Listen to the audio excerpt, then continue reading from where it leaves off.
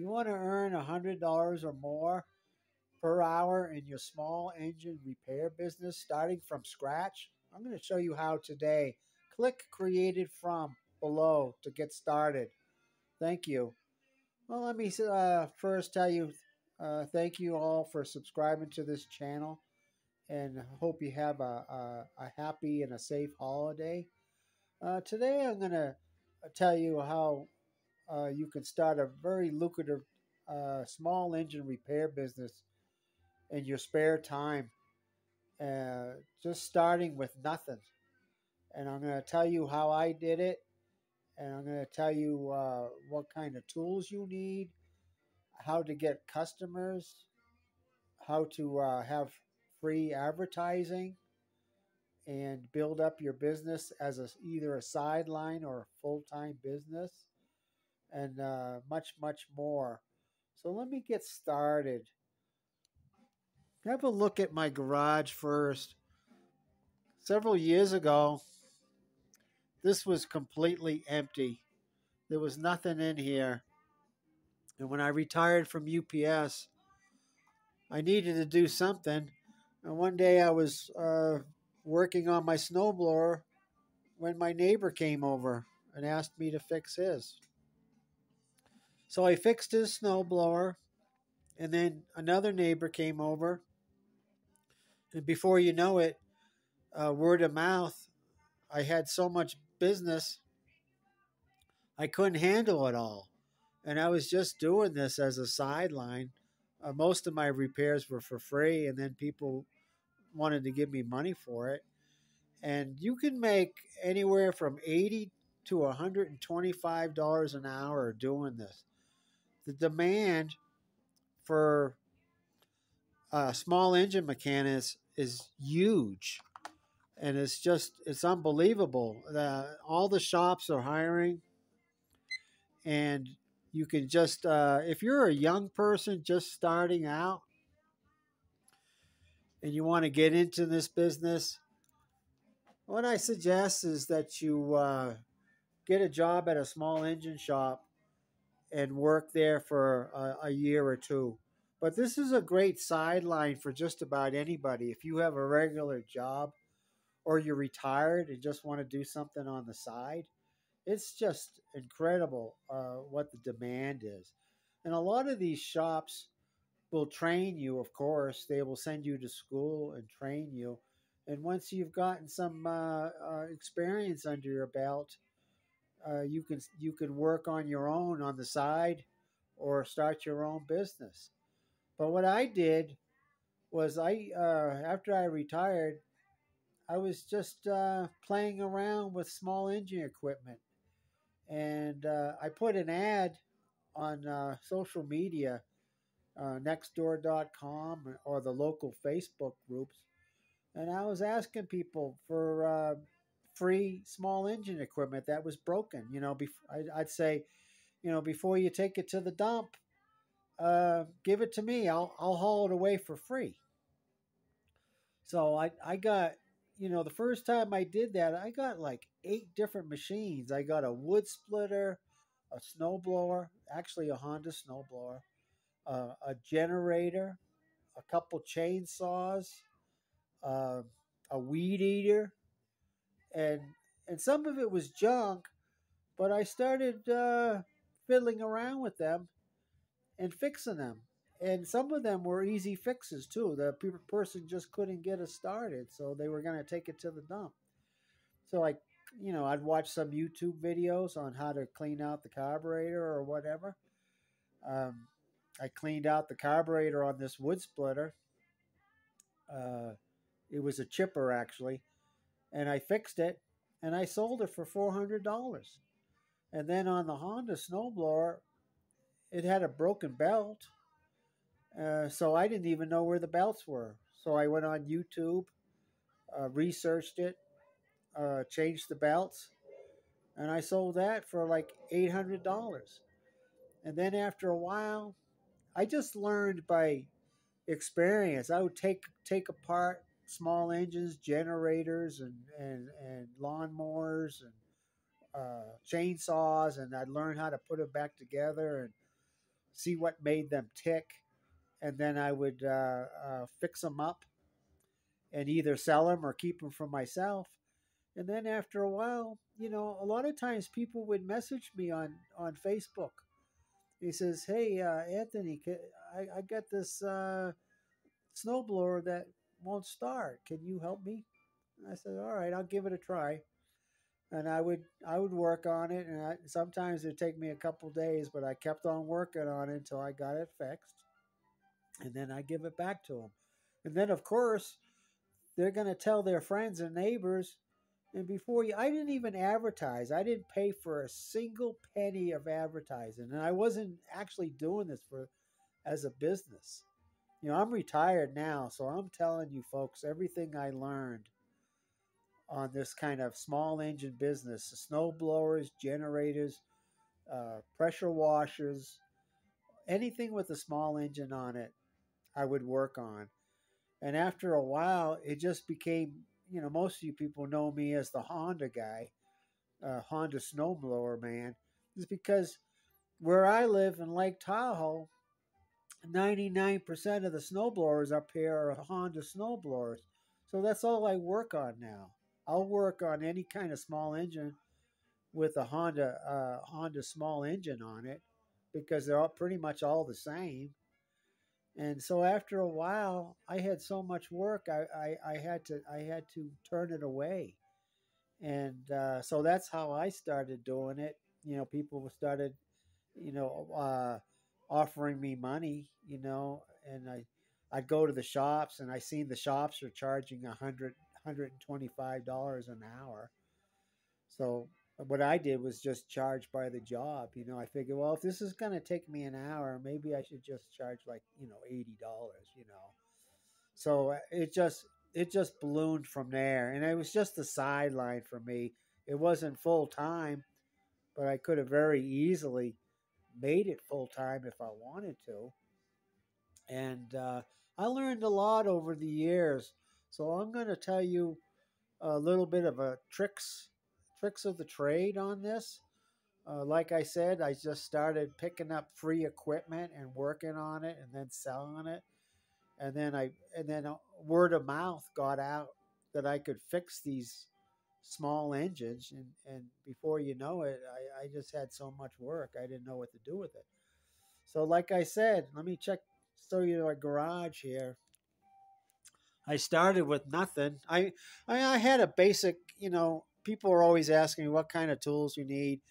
You probably have a lot of the basic tools already, and you can get them reasonably priced at Home Depot or Costco or whatever. You probably already have, a socket and wrench kit and some screwdrivers and stuff. And what's really nice about small engines, you really don't need a heck of a lot of tools. Some basic tools. And as you go along, if you start making a little bit of money here and there, you can upgrade your tools. You can get better equipment. You can get, maybe an ultrasonic cleaner for cleaning carburetors like that one on the badge. And you could pick up some spare parts. Like I only do Honda snowblowers, so I'm always picking up parts, new cables and new belts and stuff like that, and bearings and hardware and stuff. I got this little pancake air compressor. I didn't outlay any of my own money for any of this stuff. It was just from what I made by fixing other people's equipment. Here's a little Lincoln welder that I got. I got these screwdrivers from Costco. It's got everything in it. It's got star drivers and flathead Phillips, small screwdrivers, and all kinds of neat little stuff. I got a little mini set of pliers, and then I graduated to battery operated tools. I got a bunch of Milwaukee battery operated tools. I got a lot of my tools at Harbor Freight. Uh, these little brushes, cleaning brushes. You can get these on a dollar store, three for a dollar. I got a whole bunch of brushes, picks, these little picks. You get them for a dollar at the dollar store. Steel wool, tape, all kinds of neat stuff at the dollar store. Uh, Costco, Harbor Freight. You can start off with cheap stuff and then upgrade to better stuff. I buy a lot of stuff in bulk now, so I can save money on prices on the bearings. These bearings are $15 to $20 a piece for Hondas, and I'll buy in bulk and get a better price. And the same thing with your hardware. I buy online from I think it's bolts.net. I buy a lot of hardware from them. Drill bits.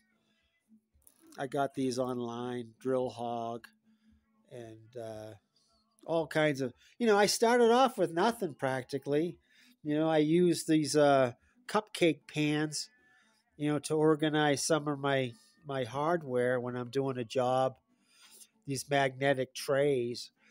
So, concerning tools, you really don't have to start off with a bunch, a very high investment in tools. Just start off small, as a sideline in your garage. And, if you start making money, then just reinvest the money into more tools and more supplies, and before you know it, you'll have this garage was completely empty, you know, not too long ago, and now it's just full. I had to build all these workbenches and supply for supplies. I got these bins from Costco. It's got parts in them and stuff like that. So that covers your tools. I talked about how to get business. Now, you first start off by asking for free equipment that's going to go off to the dump. That's what I did, and I got more than I could handle. Now, some of the stuff can't be repaired, so I would just take it apart and for the parts, and sometimes I'd have to take it to the dump. But you'd be surprised at how much can be repaired. And after a while, people start asking you to do repairs for them. And at first, mainly, I was just doing repairs for free because I was just trying to get experience. But a lot of people don't want you to charge nothing. They'll say, hey, man, you got to take something for this. And they would give you, $20 or $50 or $100, and then they get insulted if you didn't take it. So after a while, it was just incredible the amount of work I was getting, and what I did to really help this along, I really suggest that you don't nickel and dime people to death on everything. Like with the snow blowers, like I would give people free shear pins, or I'd do something for free. I'd wash it for free, or do something special, extra for free, and they would walk away happy. And of course, they're going to tell their friends and neighbors. So that was the main way I was able to get more clients was is by word of mouth. I never paid a single penny for advertising. You can you can go on social media, your local Facebook groups, and advertise your business or whatever, and that it will just grow like crazy. Now, concerning legal business practices, taxes, or whatever, you should consult a tax attorney if you want to take this full time. If you just want to do it as a sideline, that's up to you. And what else? Just get professional advice when it comes to setting up your business or your taxes. Okay, I mean, I just did this as a sideline. helping out my neighbors. I I take care of all my neighbors' snowblowers for free. It's just and then they do things for me too. So it's a win-win situation. Let me think what else. Oh, you want to know how much to charge? Well, that really comes with experience. You do a job. Let's say you do a service on a job and it takes you 45 minutes or it takes you an hour, like servicing a piece of equipment, and you want to you get an average on how long it's going to take, and then you know about how much to charge. It really takes experience on this. You can look around your local areas at the shops what they're charging. $80 an hour, $100 an hour, $125 an hour, or whatever. And you don't have to charge as much if you're just doing this as a sideline, because you don't have the expenses that businesses have. You could just charge accordingly, just to get the business to get going. Now, what else can I tell you about this? Um, I'm going to have to think about it. I'm just thinking about everything that I did, like what I got. As I went along, I got more and more tools, more and more equipment to help me along. It could be a very, very lucrative business, folks. I really hope this helps you. And if you have any questions, please put them in the comments, and like and subscribe to the channel as always. And I hope you have a really nice holiday. Thank you very much.